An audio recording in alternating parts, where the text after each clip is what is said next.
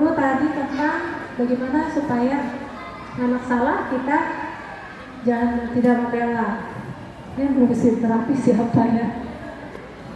Ya karena kalau anak mah gimana orang tuanya. Nah ini ada beberapa, Bu. Saya sih merasa ya, saya sebenarnya kenapa gerak di inner child, karena saya dulu punya inner child. Inner child saya sangat sensitif disalahkan, merasa tidak nyaman disalahkan. Akhirnya ya diterapi. Dari ketika terapi itu tiba-tiba pemahaman terhadap orang lain lebih mudah, lebih terbuka. Terus tidak sensitif gitu kalau merasa ada yang nyalahin kita. Gitu Bu. Jadi kalau misalnya ada orang tua dengan kasus seperti ini, salah satu yang saya sarankan terapi dulu. Terapi dulu. Supaya apa?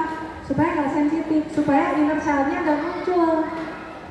Supaya inner child-nya nggak muncul untuk selalu melawan ketika ada yang nyalahin. Itu satu. Kemudian yang lain kalau itu jadi terapi, kemudian yang lain untuk tadi bagaimana sikapnya ketika anak disalahin.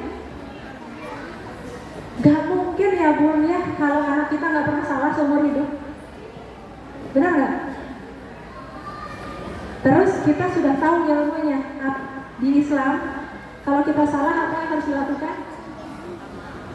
Kalau kita salah apa yang harus dilakukan? Minta maaf. Ini anak belajar minta maaf, siapa yang ngebimbing? Orang tua. Tugas ada loh orang yang susah untuk bilang minta maaf. Ada nggak? Ada, salah satunya saya. Saya belajar minta maaf waktu saya nikah. Kapan ya? Pokoknya kalau berapa pernikahan gitu, susah nggak minta maaf? Kasihan nggak? Kasihan. Tiap ada kesalahan cuma bisa bengong gini. Ini kamu salah ya waktu SMA tuh. Cuma bisa bengong aja gini, gitu aja. Tapi kalau yang kecil nih, karena didikan ibunya notas bisa minta maaf ya, dia nyemprot saya. Aduh nih aku minta maaf, apa yang harus aku lakukan supaya ibu lebih nyaman. Kan dia nggak sengaja nyemprotin semprotan yang toilet itu ke baju saya, saya kedinginan gitu. Nggak apa-apa sih itu. Tapi dia minta maaf. Jadi siapa yang bertugas supaya anak bisa mengucapkan minta maaf? Orang bisa dan mampu mengucapkan. Nah jadi ketika anak salah, pakai cara yang benar. Paham, anak adalah anugerah yang lahir untuk belajar, termasuk belajar minta maaf ketika salah. Siapa yang bertugas membimbing? Orang tua. Kalau orang tuanya belum biasa minta maaf, yang harus dilakukan? Orang tuanya belajar dulu ya, gitu.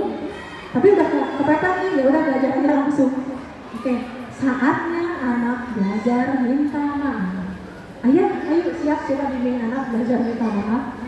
Gitu. Gimana caranya minta maaf? Ya dicontohkan. Ayo kita temui orangnya. Saya minta maaf ya, kemarin begini. Gitu ya. Kita temenin, dampingin. Kemudian ketika sudah minta maaf, orangnya mau maafin nggak? Ada dua versi, bisa sama enggak.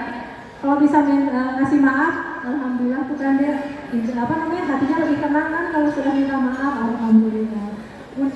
Bunda bahagia kamu bisa minta maaf. Dia dikasih afirmasi. Tadi pakai langkah T ya. Nanti kalau ada salah lagi gimana? Diulang lagi. Kalau ada salah lagi gimana? Diulang lagi sampai anaknya ketika minta maaf tuh gak jadi merasa jadi orang yang direndahkan gitu. Karena orang yang hebat itu adalah orang yang bisa minta maaf. Ya, Bunda benar ya? Orang yang hebat itu adalah orang yang bisa minta maaf. Saya gedein suaranya. Ya, jadi mau ayah, mau bunda itu harus bisa minta maaf ketika salah. Kenapa? Supaya anaknya juga bisa minta maaf. Itu adalah bagian dari adab, bukan? Iya, itu adab yang harus kita ajarkan kepada anak kita. Selamat mencoba ya, bundanya yang tadi punya kasus yang tadi, semoga bisa mempraktekkan langsung bagaimana membimbing anaknya belajar minta maaf. Sip, ya silakan.